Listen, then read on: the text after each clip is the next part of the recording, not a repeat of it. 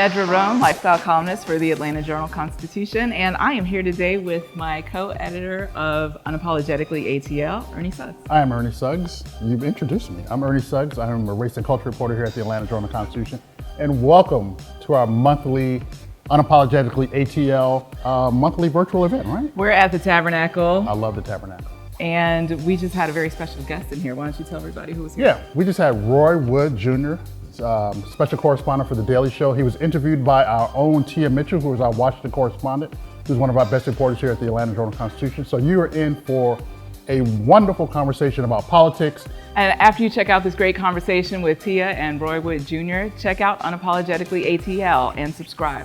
It comes out every Thursday in your inbox, and we look forward to having you.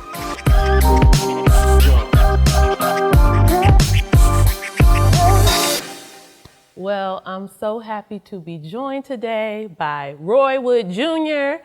of The Daily Show with Trevor Noah, but he's also my friend. So thank you so much for sitting down with the AJC today, Roy. And that's a real, you really are my friend. You're part of the reason I graduated from journalism school level friend. Right. See, I wasn't sure if you wanted to tell that story. I have no secrets.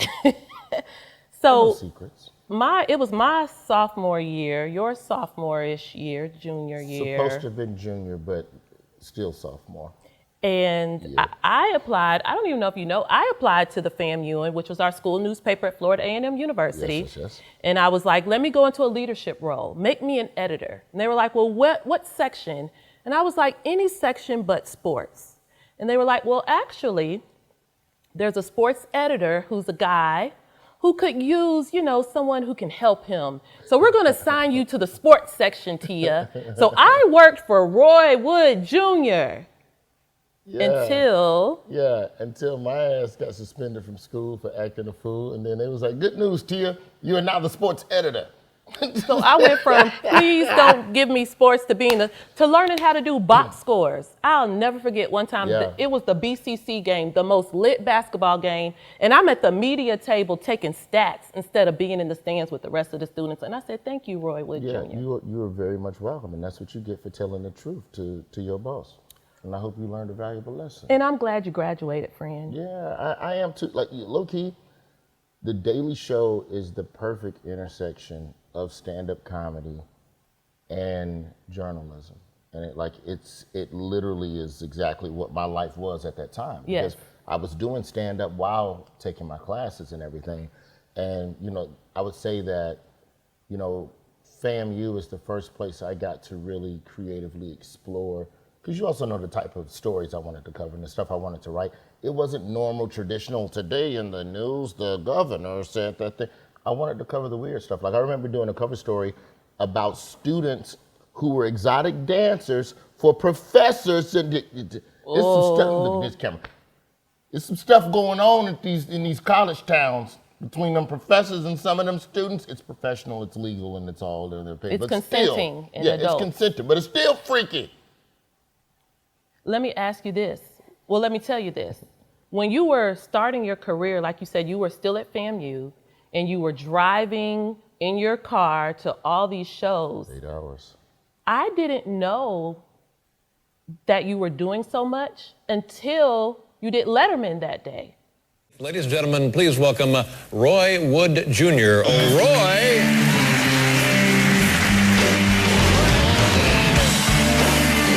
Oh, man, I feel good, man. A lot of couples out here tonight, man. Good for you, because I suck at relationships, man. Suck at love. You ever been on a date so bad the girl makes you drop her off at another dude's house? You ever been through that?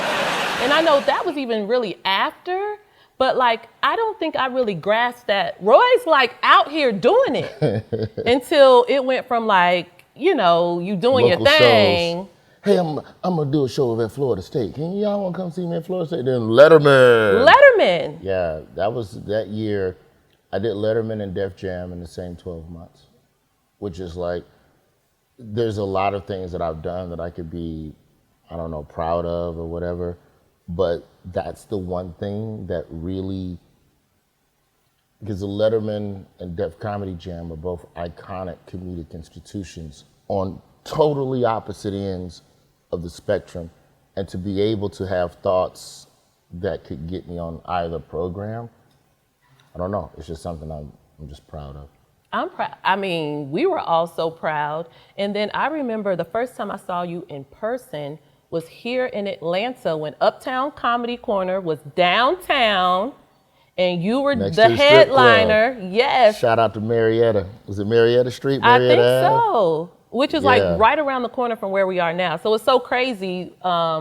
We're back here in Atlanta. You're here doing your live shows with The Daily Show. Yeah, I shot my first hour special here, Father Figure. I shot that at Center Stage. Atlanta's a city where, even before The Daily Show, I've always felt a kindredness to. And also being from Birmingham, my father is from Atlanta. You know, most of my daddy's side, you know, walk these streets. So there's definitely something in terms of the type of blackness and the spectrum of blackness that I think I fit under, that I think I relate to, that all exists here.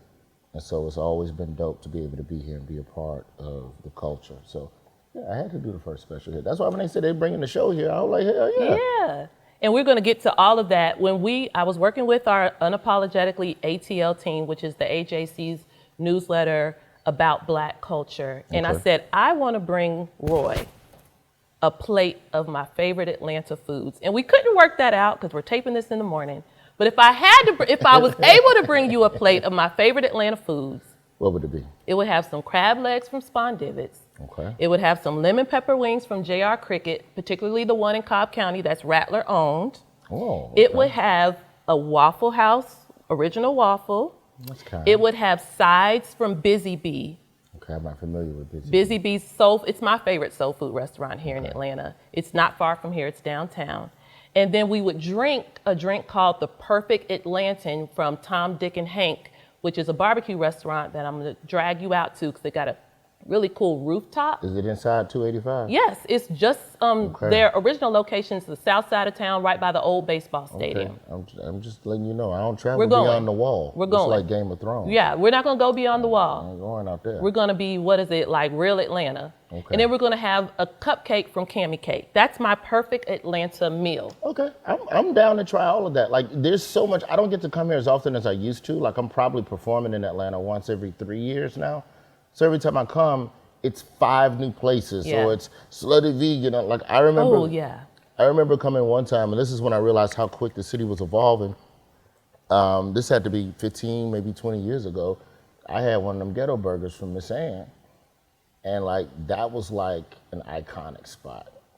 And then when I came back, they were like, yeah, that's gone, Miss Ann's gone. And I'm just like, of course, time changes, things change, but there's just so much stuff that you expect, oh yeah, that's always gonna be there. It's like, no, that's gone. So yeah, I gotta explore the new spots out there. Yeah, we're gonna get you there. But because I couldn't bring you food, we did bring you some gifts. What you got? We're gonna go through them quickly. So first of all, Falcon season tickets in there. Falcon season tickets, we'll have to work on that, but you're rich, you can get your own. We've got today's newspaper. Okay. So that's important. Oh. Yes. Subscribe, real news. Yes, the AJC, The one of the papers I AJC. do read on a regular basis. I read like a local paper every day. Thank you. Just to, I mean, not always AJC. Then we got but your like, little swag. You know, we know you like your baseball hats. We got you our press on. Okay. Press on, because we're the on. press and we are pressing Pressing on. So that's working some swag. hard, bringing the coverage, Now, even though everybody hates the media. they do, but they love us.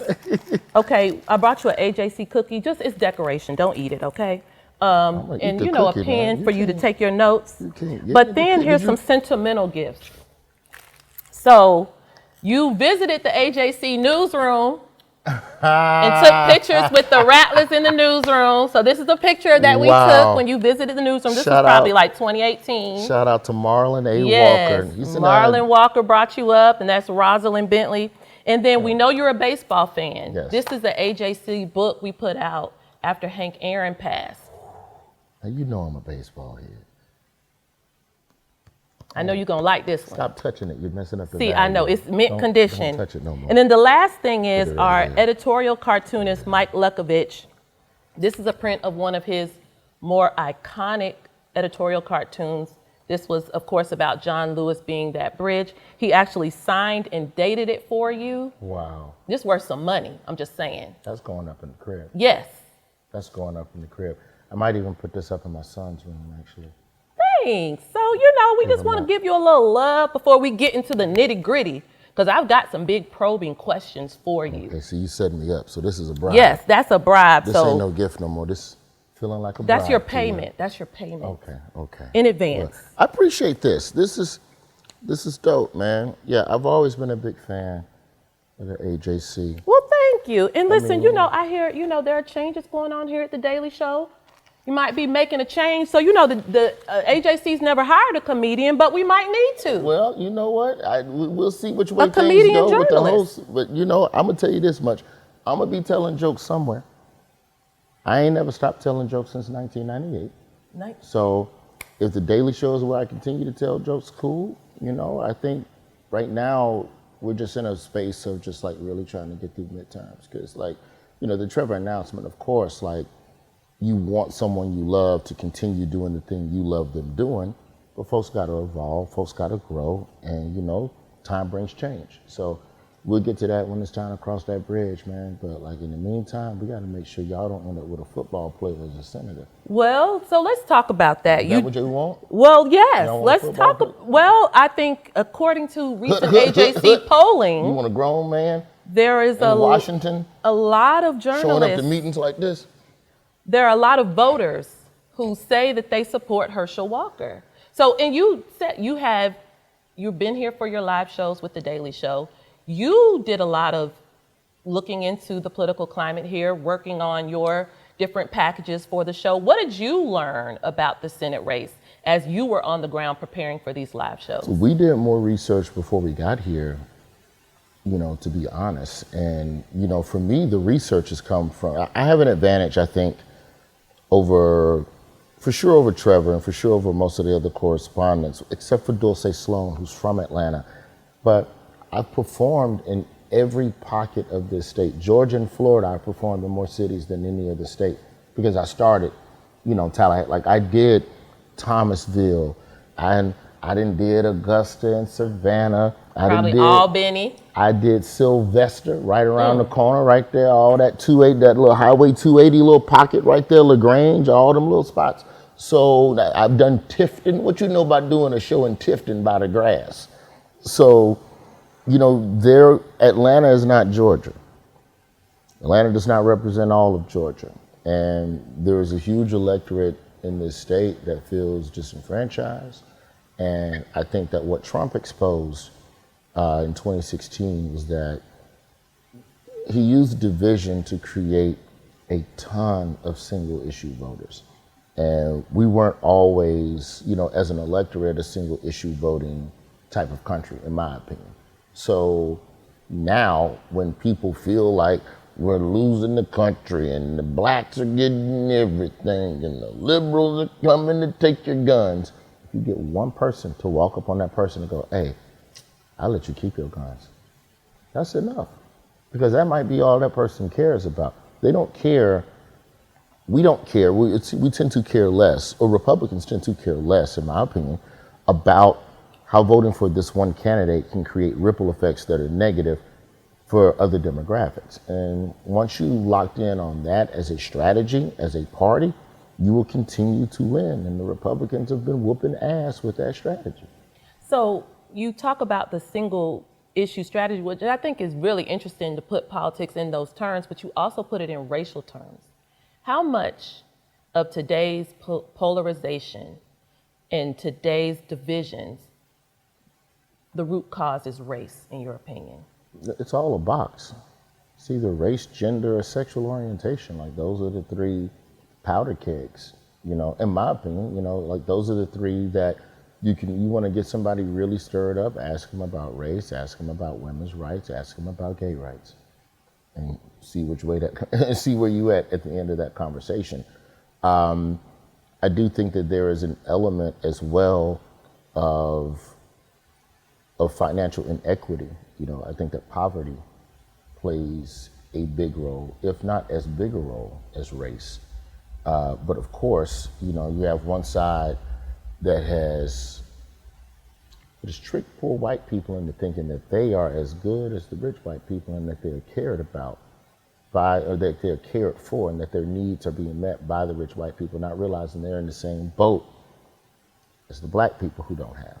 And so I think when you have candidates that are able to craftily get poor white people to vote for them, knowing damn well that you ain't doing nothing in their good interest, then that's a way to steal votes, from the Democrats. I just don't think that, I think that race matters more to black people than it does to white people. I definitely feel that. I don't think that everyone white, of course you have allies, but when it comes down to straight up voting, when you're in the booth, are you willing to put some of your needs aside to vote for an issue that might support a black person? And I don't know if everybody's prepared to do that, but. So on the first night of your live show, Stacey Abrams was the guest. Yes. And of course, the Daily Show's considered, more liberal, I guess, and she was very well received. Yeah, left-leaning. Were you surprised as you've read that, she's not doing as well? There doesn't seem to be the same level of energy or support this time around for Stacey Abrams. Did that surprise you? I am surprised at the polling differential between her and Brian Kemp at the same mile marker as compared to 2016, when they 2018 when they ran against one another. But again, this all goes back to what I was just talking about. If Brian Kemp is just going around to all the red counties, like Brian Kemp could low key just say, "You can have Atlanta, Stacey. I'm gonna get these other 157 counties, 158." It's like 170 something. I ain't take Georgia history. I'm from Alabama. I know, right? But I know y'all got a lot of counties. 159, I think. Yeah, 159, and I didn't even know that. I'm just stealing her quote from last night. But that you're in the 150s in counties. If you get the rest of those counties, then you can go neck and neck, and then you sprinkle in a little gerrymandering on top of it. Put a little gerrymander on that, and split up them black towns, and split that black vote in that one. There we go. That's a good stolen election right there, baby. Oh my goodness. I just think that. I am shocked, but I'm not on the ground enough in Georgia in the last 4 years to know everything that Brian Kemp was or wasn't doing. We all know that Stacey Abrams played an integral role in Warnock and Ossoff's wins in 2020, and working and being a surrogate for them. But I just think that once you have a particular candidate in office, then they are able to leverage the single issue voting. And also, here's the other thing that's a key. Lying is a good strategy to a degree. Brian Kemp is the incumbent. He has a record to run on. But the issues, I think that's where he's been very successful, is for all those single issue voters, he's given them things, the guns, if you're abortion, on the right, of course. Correct. Anything, give me the one thing I want. He's given them, and that's really helped him. But also, I'm going to cut Medicaid. Well, just not expand it, but yes. But you're not going. Right. But we're not going to talk about that. Not talk about that, right. Even though you're broke and you're the one dealing with all of these rising healthcare costs. You can't get a house. Because y'all let I don't know the percentage, but I know y'all let a lot of people not from Georgia buy all the houses. Yeah, a lot of affordability, right. So, okay, let's pivot. Black men. We have been writing a lot at the AJC. We've been talking about white people, and yes, white people are not voting for Democrats. But we've been writing a lot about the AJC that when you look at the black vote, yes, the overwhelming number of black men and women vote with Democrats. But black men are more likely to support Republicans than black women are. And that's something that is further, making it more difficult for Stacey Abrams. That's something we saw with Trump. Trump got more black men in 2020. Killer Mike calling me. Killer we'll call you right back, Killer Mike. She talking about black men and Republican, yeah. Well, yeah, because we know Killer Mike. He made no friends this election, has he? He has not, So tell me about that. Speak on behalf of all black men of America. As a black man who had 2 Trump voters in his family that were black men, what I've been able to ascertain is that as a black man, if you're down bad financially and you have a candidate that's coming in and is talking money and is talking about doing things that'll help you make money, That's where the choice was made for them, you know. And I think that, you know, again, going back to the whole single issue thing, you know, I think that Stacey Abrams' platform is far more beneficial for African Americans, especially men, if you look at it and you play the long game. But that also requires you to do a lot of research. That's the thing about politics and civics. It's complicated and it's boring and it's hard to figure out and it's hard to summate in under 60 seconds. And our attention spans have only gotten shorter as social media has grown. So if you're a black man and you're burdened with being the provider and making sure the money and making sure the food is on the table, and you got a candidate going, I'll make sure you get the money, and you ain't got the time to research and figure out that's a lie, got you. He got you. That's why, like, and I've said this jokingly on the show, but sometimes I feel like Democrats just need to start lying too, man. All this running on being honest. Stacey should just said, I'll give you $20. What he said he give you? $10, I give you $20. Well, that's a strategy. But maybe she's watching. No, she ain't gonna do that strategy. She's a woman of honor. Right. she has standards. But I do think that a lot of it boils down to what can you do for me? And if they feel that Brian Kemp has addressed them more, then yeah, they're gonna poll towards Brian Kemp. Even if Stacey has said something, if it was more complicated, it was less simplistic, it wasn't as good, old boy, maybe it didn't resonate. I also do think that there's probably an element of sexism involved. Well, because there's a white man telling you something and you don't feel like listening to no black one. A little bit of the patriarchy and misogynoir.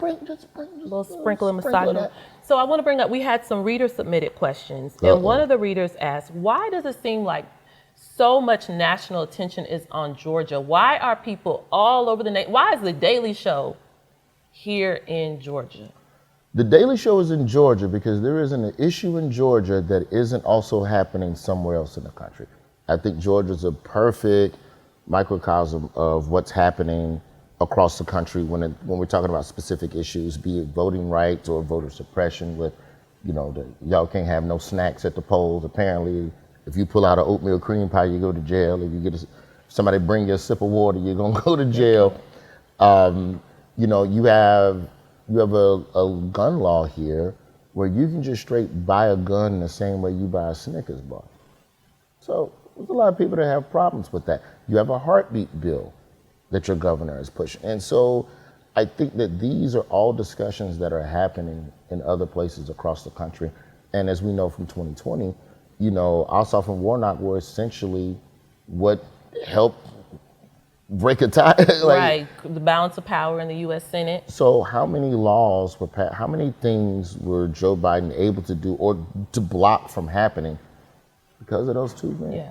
And so I think that we're in the same situation here again, and that's part of why Trevor wanted to come here. You know, the conversations we had internally, if I'm not mistaken, it was Georgia, Wisconsin, Arizona. Yeah, Atlanta's better. Arizona too hot, Wisconsin too cold. This has chicken wings. Just right. Yeah. So one more reader question before we wrap up. And we were talking about, you mentioned before about Atlanta not being an affordable place and so many local issues we've talked about. And you just said the stakes are, you know, with Warnock on the ballot, the balance of power in Washington could be at stake with Senates and Democrats. Talk to the voters. What is at stake this election? What is the importance of voting in your mind? My associate on the Daily Show, Dulce Sloan, has put it so simple. If voting wasn't important, why are they trying so hard to block you from doing it? Every single year, every single election, there's a new remixed law or a new remixed rule to keep you from doing what you did the time before that was so successful. I mean, everything that's happening about early voting on a Sunday, that's to combat souls to the polls. We know that. So it's this idea that you think your vote does not matter, but I assure you, you couldn't be any more wrong. It matters, and we encourage all of you, and y'all get the mail in too. That's the dope thing, y'all. Absentee, drop it off in the drop box, follow the new rules. Yeah, and I think for as long as there are people trying to stop, and then on top of all of that, You got people saying they ain't gonna even accept the results of the election. So you got to make it undeniable. It has to be what is it? Warnock got a commercial. He said, if it's too close, we're gonna have a runoff and I'm gonna mess up your Thanksgiving. Right, all the ads, wall-to-wall campaign ads for another month. The victory likely needs to be clear and inarguable. And the only way to do that is if people go out and vote.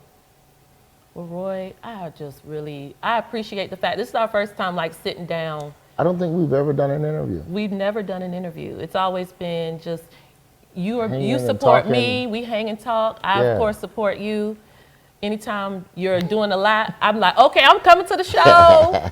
So tell the people where to find you, what projects. I know, of course, The Daily Show, but what else do you have coming up? That's it.